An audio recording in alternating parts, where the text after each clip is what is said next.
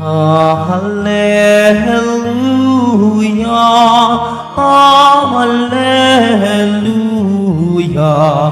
hallelujah, hallelujah.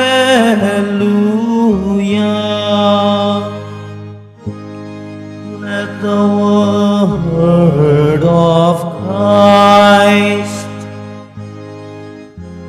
dwell in you richly, giving thanks to God the Father through Him. Hallelujah, hallelujah, hallelujah,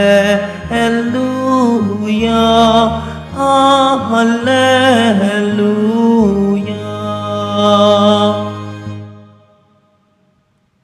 The Lord be with you. And with your spirit. A reading from the Holy Gospel according to Mark. Glory to you, O Lord.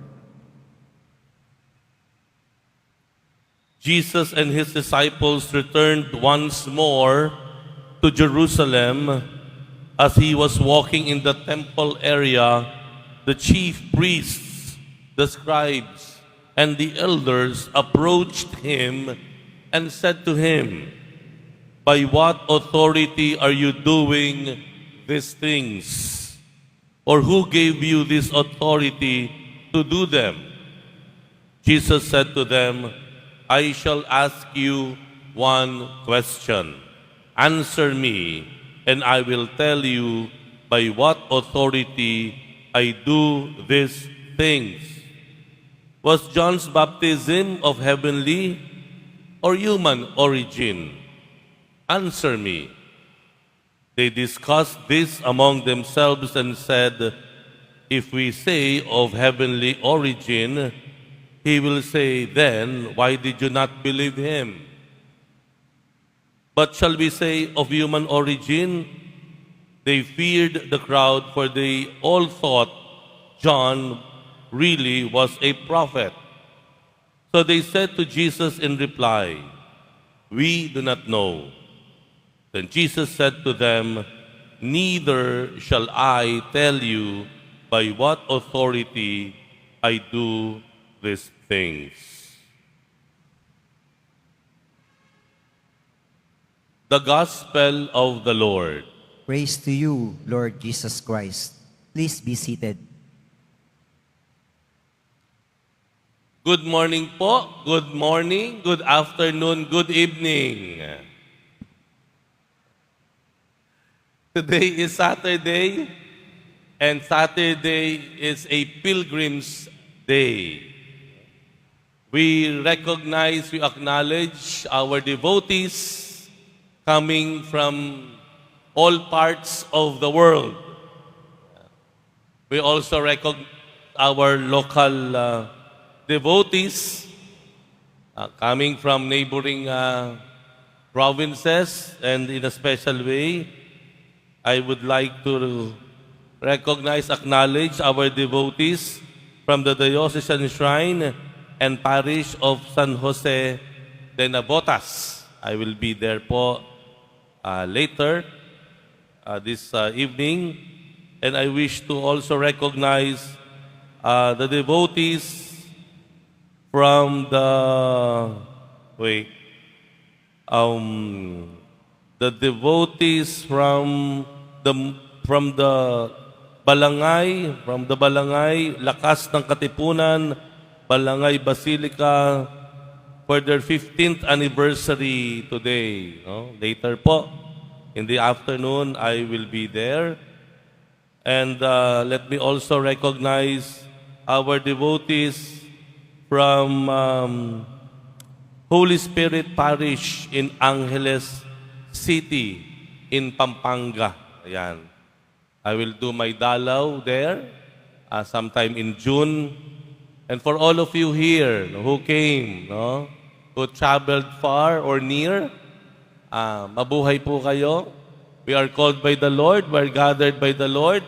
Narito tayong lahat upang papurihan, pasalamatan ang ating mahal na poong Jesus Nazareno. Palakpakan po natin. Viva poong Jesus Nazareno! Ayan. And knowing that we have been called by the Lord, knowing that the Lord has more than enough blessing for us, pwede bang i-bless din natin ang bawat isa? Can we tell the people around us, God bless you.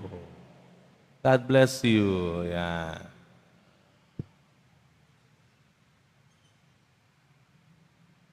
Do you have questions to the Lord?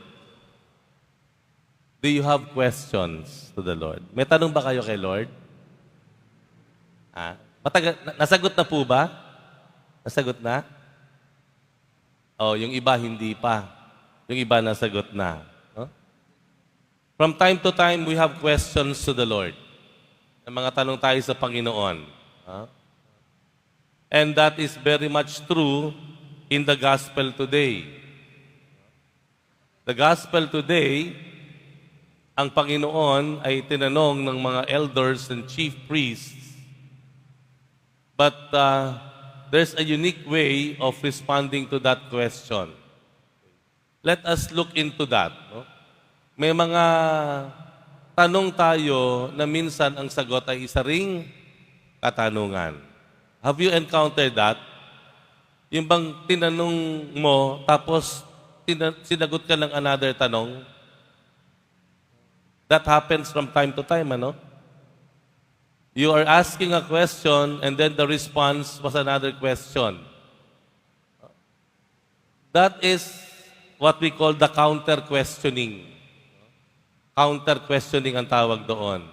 There are some intentions or objectives why we answer a question with a question. May ganon, di po ba? O halimbawa, tinanong kayo, maganda bang tumira sa isla? Island. Ayan, di ba? Is it good to live in an island? Minsan, mahirap sagutin yan. Kaya, the response is, ano ibig mong sabihin? Yung bang dahil tahimik? O dahil malayo sa gulo? O masarap ang hangin? Di ba? We answer a question with another question because we would like to be clear. We want to be clarified. May tanong sa atin, gusto nating klaruhin, ano ba talaga ibig sabihin mong, ano ba ang gusto mong malaman? So your objective is to clarify. Matanong, maliwanagan kung ano ang gusto mo bang malaman.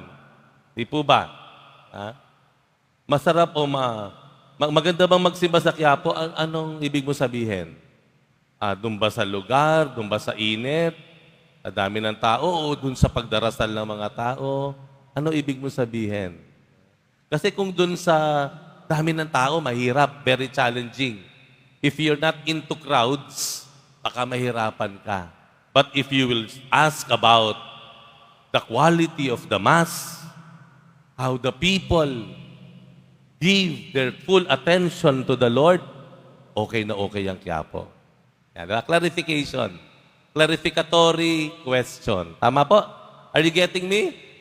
Another purpose why we answer a question with another question is we are buying time. Ano ibig sabihin ng we are buying time? Nag-iisip tayo. Hindi mo masagot, gusto mo ng konting, humaba-haba. Kaya sasagutin mo ng tanong para habang nag-iisip siya sa tanong mo, nag-iisip ka dun sa sagot ng tanong niya. You are buying time. Halimbawa. Di ba? O ano halimbawa po noong you answer a question with another question because you are buying time, no? Halimbawa, ang tanong ay,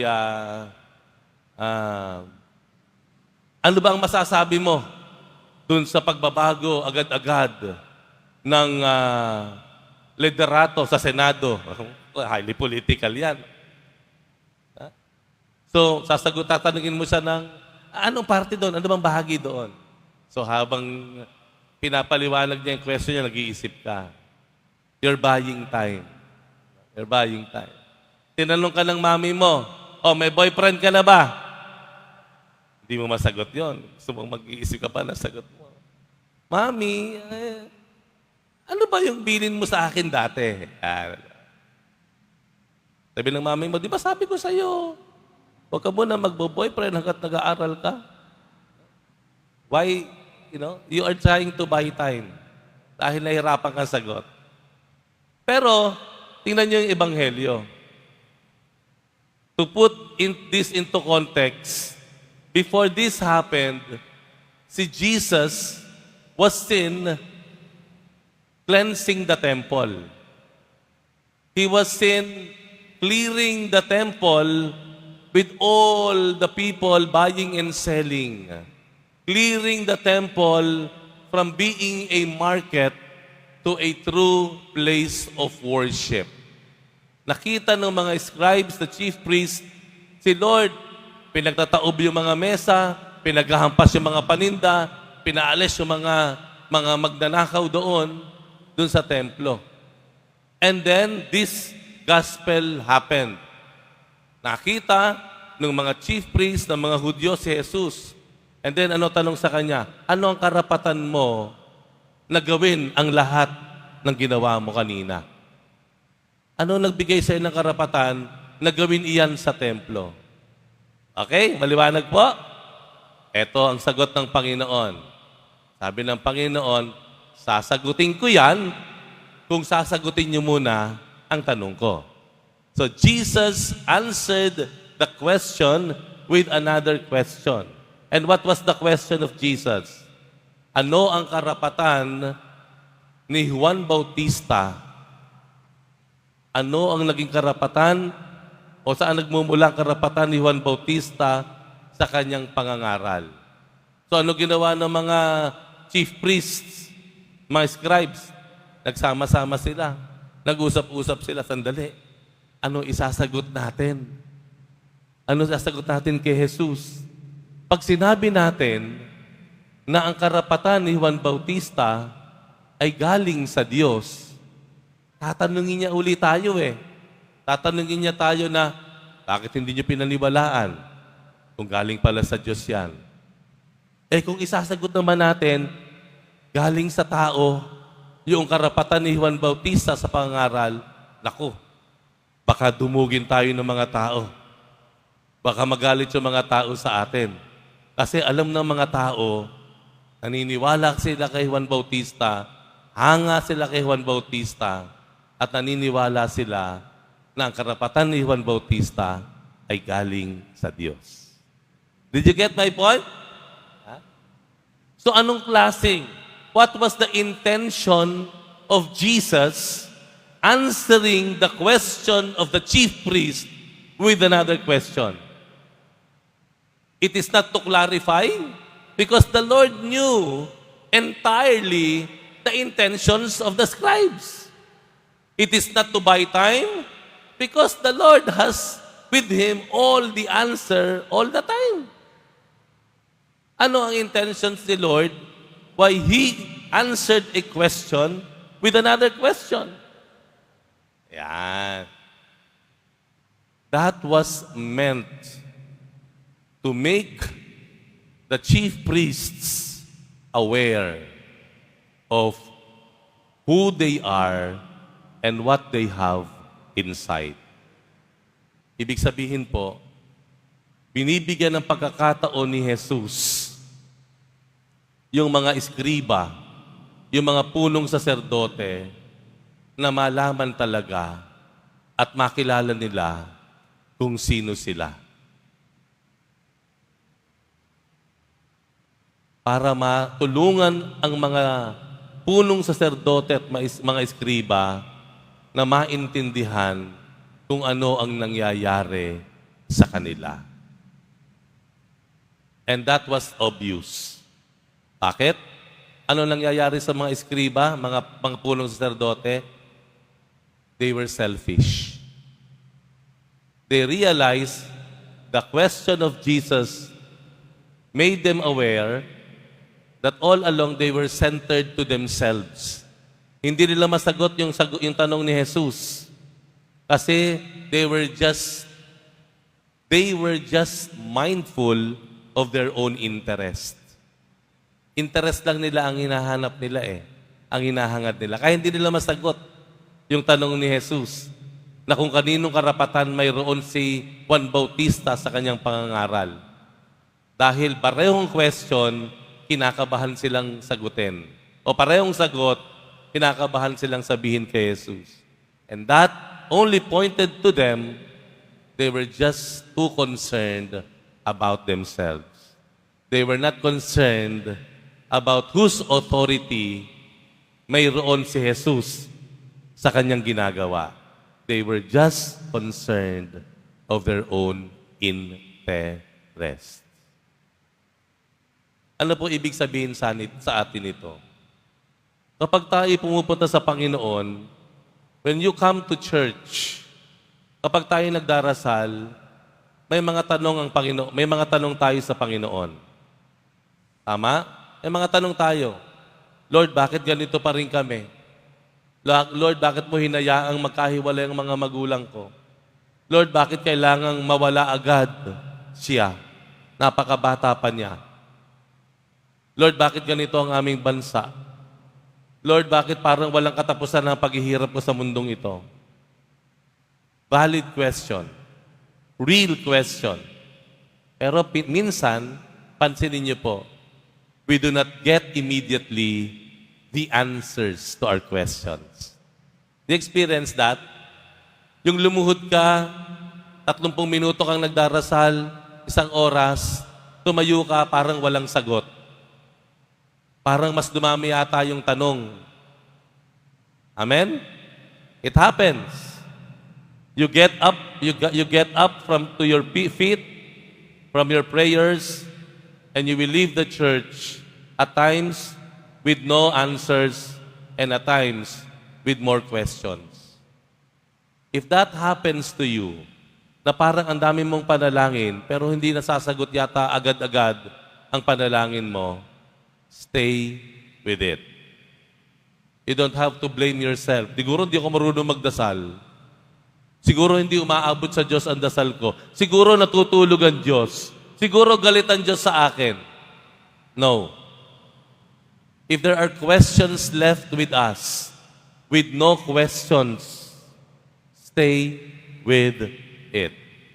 The Lord is teaching you and me of something. The Lord wants us to understand more important things than the answer to your question. Do you get me? Nakuha niyo po yung punto? Yun po ang masarap dyan. Yun ang masarap. Yun ang masarap sa pagdarasal, ang panalangin. Yan ang maganda po sa ugnayan natin sa Diyos. When our relationship has reached that depth, yung lalim na iyon, kapag ang ang ugnayan mo sa Panginoon ay malalim na, you will be comfortable leaving your prayers without answers from God. You will be okay and all right when you leave the church without any answer to your question. You will be okay with that. Bakit? Palatandaan yan na malalim na ang ugnayan mo sa Diyos. Amen? Kasi pag mababaw ang ugnayan mo sa Diyos, ang tingin mo sa Kanya, grocery. Pagpasok mo sa grocery, makikita mo agad ang gusto mo, bibilin mo, uuwi ka, na meron dala-dala dun sa gusto mo. Grocery ka lang.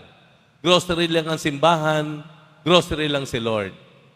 Pero pag malalim na ang ugnayan mo sa Diyos, you will be perfectly okay if your questions are left unanswered. Because you know, God is so close to you, and God knows you very much, and you are so much trusting the Lord that you will be okay and it will be all right for you to have questions unanswered at the moment. Because you believe time will come in His perfect time. God will answer you and all will be clear to you. Amen? That is what is more important. Let us be comfortable with our questions in life. For after all, our questions in life that are left unanswered may bring us into a deeper understanding of ourselves and a closer relationship with God.